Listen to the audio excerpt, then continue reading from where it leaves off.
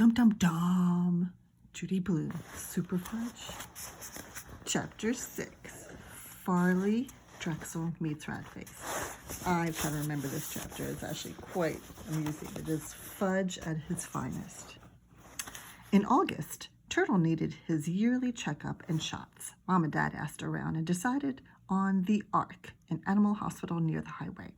To get there, we drove through town on a bridge over the lake where Alex and I dug worms, up a long hill and all the way out to the traffic circle. It seemed to me they could have found someplace closer. Turtle always shakes when he goes to the vet's. I don't know how he knows he's going to get shots, but he does. I tried talking to him softly, telling him it would only hurt for a second, but he whined and cowered in the corner anyway. On the way back, we stopped off at Sandy's Bakery near the traffic circle. They make the best brownies I've ever tasted, and without nuts. Mom is allergic to tree nuts, but no peanuts. Lucky for her, she can still eat peanut butter. Without peanut butter, I might starve. The week before school started, I had a lot of trouble falling asleep. It was too quiet in Princeton. I missed the sounds of the city. I can totally relate to that. I try not to think of my Kreskin's crystal sitting in its box on the shelf in my closet. I tried counting sheep and reciting the alphabet backwards instead. But when that didn't work, I just couldn't help myself. I jumped out of bed and got it. As I held it up, I imagined Kreskin himself standing at the foot of my bed chanting, "Sleep, sleep." So just a little backstory. It's Kreskin. There was a guy named Kreskin who was sort of like a hypnotist, and he would go on like daytime shows and stuff like that. I woke up the next morning with my Kreskin's crystal under me. I had a pain in my butt from sleeping on top of it, and I felt really guilty about having used it at all. I cheated on Jimmy Fargo. We made a deal, and I'd broken it. Some friend I was. I wanted to tell him that it was okay with me if he decided to use our rock. But Jimmy was in Vermont with his mother, and they had no phone up there. And I wasn't the only one who was having trouble sleeping. "I can't sleep anymore," Fudge said at breakfast. "Why not?" Dad asked. "I'm afraid." "Of what?" Dad said. "Monsters." "There are no monsters," Dad told him. "How do you know?" "Because I do," Dad said, spreading strawberry jam on his toast. "Did you learn that at college?" Fudge asked, making mush out of a cereal. "No." "Then where'd you learn it?" Fudge asked. Dad sipped his coffee. Then he said, I learned it in high school." "Come on, Dad," I said, laughing. Dad gave me a look that let me know I should keep quiet. I wondered if he and Mom had told me ridiculous things like that when I was a little kid, and if I'd believe them. "I'm still afraid," Fudge said. "I went to sleep in Pita's room." "No way," I said. "There's no way I'm going to have him in my room. He talks in his sleep." "Then I'll sleep with Mommy," Fudge announced. My mother, who had been reading the morning paper, looked up. "What?" she asked. "From now on, I'm sleeping with you," Fudge said. "You have your own room, Fudgy," Mom told him, "with your own big boy bed." Oops, sorry. "I don't want my own room," he shouted. "I want to share. Sharing is better. You always say so." Mom sighed. "That's different," she said. "Sharing is for toys and cookies, and maybe if Turtle sleeps with Fudge," Dad began. But I didn't wait for him to finish. "Hey, wait a minute. Turtle is my dog, remember?" "But you're willing to share him, aren't you, Peter?" Dad asked.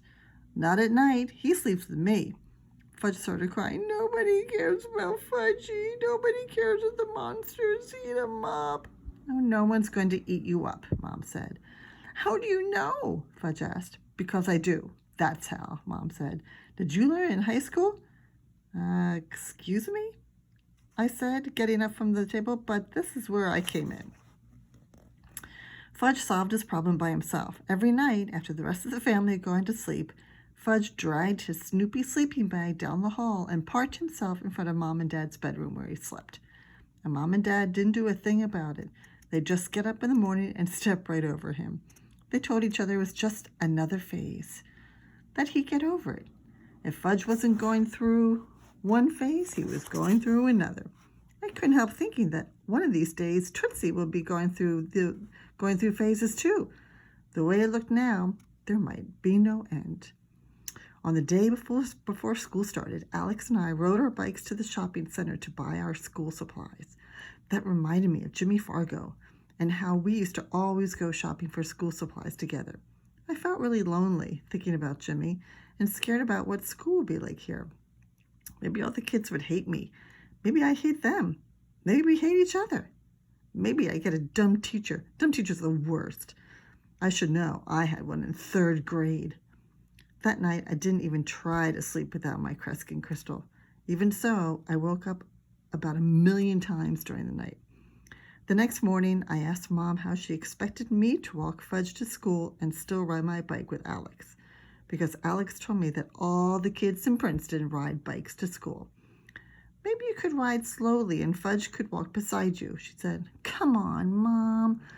Well, maybe you could walk him until he knows the way by himself. That night, that might take all year, I said. Besides, I want to go to school with Alex. Look, Peter, how about if you just walk him the first week and then we'll see what happens? I don't think you understand, Mom. 6th graders don't walk kindergarten babies to school at all. And I don't think you understand how disappointed Fudge is going to be, Mom said, slamming the refrigerator door. But if that's the way you feel about it, I'll take him myself. Good idea, I told her.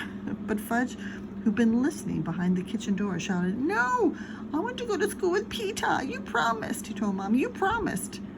Mom looked at me as if to say, You see? Oh, all right. I said, all right, and you can follow me. All right, too. You don't have a bike. I have a toddle bike. You can't ride a toddle bike to school. Why not? Because you can't. Now hurry up. I don't want to be late on the first day. Alex was waiting for me outside. We headed for school. Fudge tried hard to keep up with us, running alongside our bikes, panting all the way. We were going really slow, but still, he couldn't make it. I felt sorry for the kid. It wasn't his fault. He was just a kindergarten baby. So I scooped him up and set him on the crossbar of my bicycle, even though my parents have warned me 1,000,000 times never to do that. I think they once knew someone who smashed his head open that way. But what they didn't know wouldn't hurt them. Besides, school wasn't that far, and Fudge really liked riding on my bar. He waved to everybody on the street. I'm starting kindergarten today, he sang. Alex, who had no brothers or sisters, laughed. We got to school. I took Fudge to Mrs. Hildebrand's kindergarten and handed her Fudge's registration card. Then I went upstairs with Alex to Mr. Bogner's 6th grade. All the kids were singing, Oh, who owns the school? Oh, who owns the school? Oh, who owns the school? The people say. Oh, we own the school. Oh, we own the school because we are 6th graders today. No, personally, I've never heard that song before. I sat down at a desk next to Alex. On my other side was a girl, about 3 heads taller than me, with long, tangled brown hair. Mr. Bogner wasn't dumb. I could tell right off. I can always tell. First, he told us about his summer. He was an outward-bound instructor in Colorado. He taught college kids to climb mountains. Then we told him what we did over the summer. I would have liked mine to sound more exciting. I would have liked to tell the class, This summer I sailed the Atlantic with just my dog Turtle and my friend Jimmy Fargo. Oh, sure, we had some rough times, but we made it across. Except that Alex was sitting right there, and he knew the truth.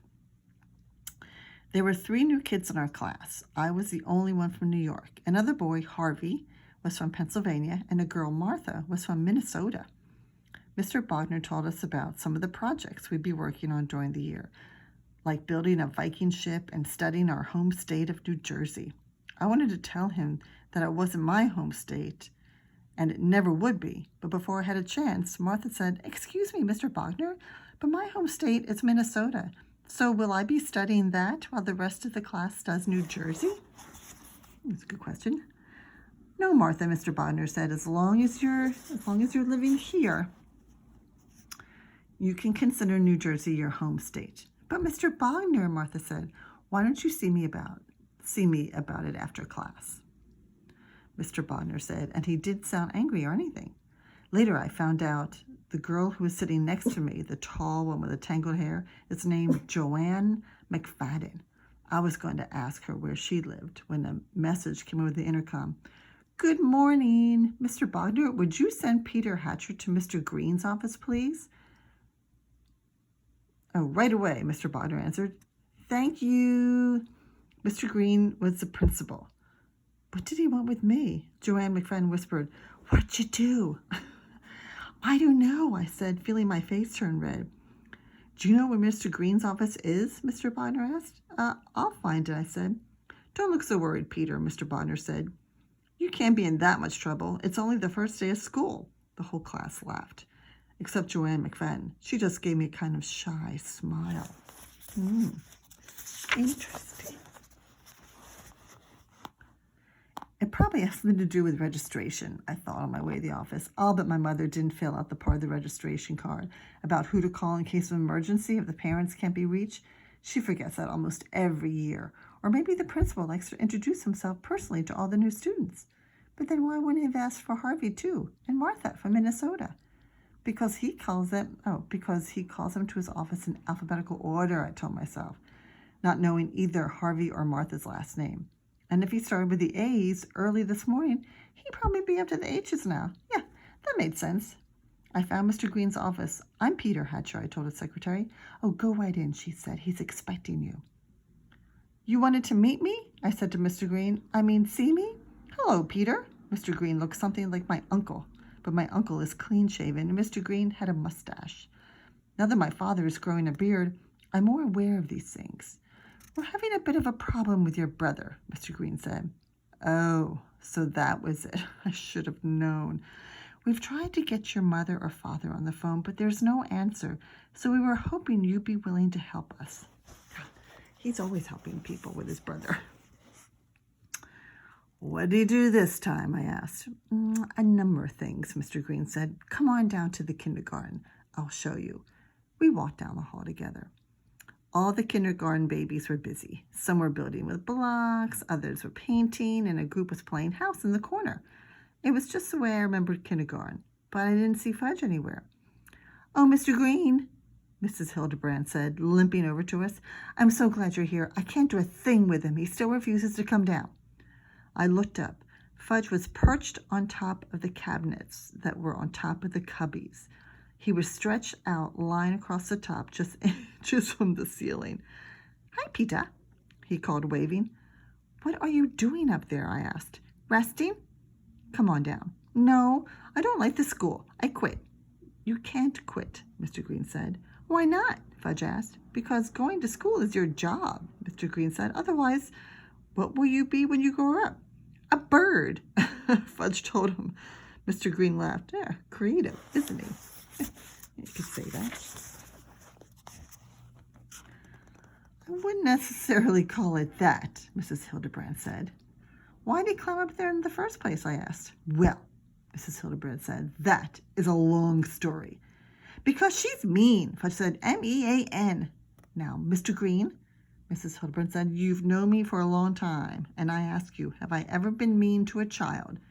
Knowingly, consciously, intentionally mean, especially on the first day of school. She wouldn't call me Fudge, Fudge said. That's why I had to kick her. He kicked you? I asked Miss Hildebrand. She held up her skirt and showed me her bruised shin. And I don't mind telling you, she said, that I was in great pain. I almost passed out, right in front of the children. Is that when he climbed up on top of the cabinet, I asked? That is correct. Because she wouldn't call me Fudge, Fudge said again. It's not a proper name, Mrs. Hildebrand said, and it's not as if he hasn't got a proper name. He has. Farley Drexel Hatcher. I told him that I would call him Farley, or I would call him Drexel, or I would call him FD. But she wouldn't call me Fudge.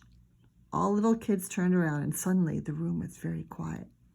All right, Mrs. Hildebrand said. Fudge is a good name for a candy. It is not a good name for a boy. I told you I'm a bird, Fudge shouted. There is something very definitely wrong with that child, Mrs. Hildebrand said. There's nothing wrong with him, I said. My mother calls him Fudge. My father calls him Fudge. My grandmother calls him Fudge. His friends call him Fudge. My friends call him Fudge. I call him Fudge. He calls himself Fudge. Yes, we get the picture, Mr. Green said. I can't imagine a parent actually deciding to call a child Fudge. Mrs. Hildebrand said.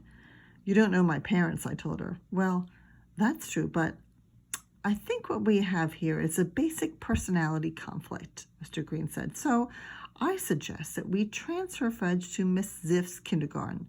Splendid idea, Mrs. Hildebrand said. The sooner the better. You can come down now, I told Fudge. You're going to the other kindergarten. Will the teacher call me Fudge? He asked. As long as you want her to, Mr. Green said. And will she let me use the round blocks? Mr. Green looked at Mrs. Hildebrand. I never let them use the round blocks on the first day. It's one of my rules. You can't build anything good without the round blocks, Fudge said. We'll ask Miss Ziff, Mr. Green told Fudge, but we do have rules here, and you'll have to obey them. As long as I can use the round blocks, Fudge said. Mr. Green loosened his shirt collar and wiped off his forehead with a handkerchief. Hurry up, I said to Fudge. I'm missing important things upstairs. Like what? Never mind, just get down. Fudge climbed down to the top of the cubbies, and Mr. Green reached up and lifted him the rest of the way down. Goodbye, Farley Drexel, Mrs. Hildebrand said. Goodbye, Ratface, Fudge said to her. I gave him an elbow and whispered, You don't go around calling teachers Ratface. Not even if they had one? Have one? He asked. Not even then, I said. Mr. Green and I took Fudge next door to Miss Ziff's kindergarten. She was reading Arthur the Anteater to the kids. I could tell that Fudge was impressed. I know that story is that Arthur doesn't like to eat red ants. Mr. Green handed Miss Ziff Fudge's registration card. His name is Farley Drexel, Mr. Green said, but everybody calls him Fudge. Ms. Ziff smiled at Fudge. And I'll bet you're as sweet as your name, she said. I am, Fudge agreed. Oh, just ask Mrs. Hildebrand, I said to myself. My brother's school career has begun.